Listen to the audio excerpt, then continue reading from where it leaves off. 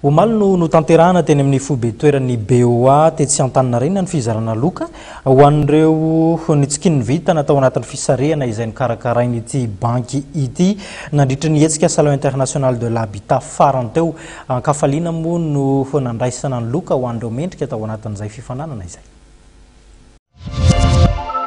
Izy no Rakotondray Bevao Raisa izay nibata ny loka voalohany tamin'ny fisarihana no karakarain'ny BOA nandritra ny Salon International de l'Habitat farany teo.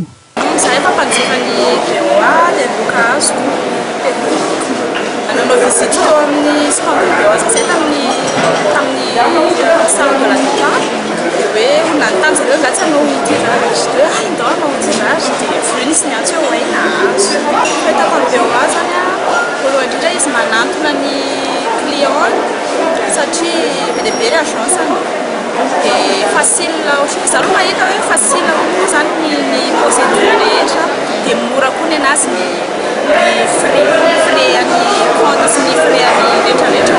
Tsy izy irery akory no nahazo loka. Nanao visite amin'ny Salon de l'Habitat fotsiny dia visiter stand BOA tafiditra tao anatin'ilay fisarihana. Misy 5 izy ireo no nahazo loka raha ny fanamarihana izay noentiny tompona andraikitry ny serasera eo anivon'ny BOA Madagasikara. Anaky 5 nahazo, ny voalohany nahazo télé, ny faharoa nahazo imprimante, ny fahatelo nahazo tablety, ny fahaefatra nahazo Ny BOA moa dia mitondra ny fanohanana atranda rehefa misy ny hetsika lehibe mitondra anjara biriky amin'ny fampivoarana sy fampandrosoana ny toe-karena. Maro ihany koa ireo tolotra ao aminy izay mifanaraka amin'ny filan'ny mpanjifa tsirairay.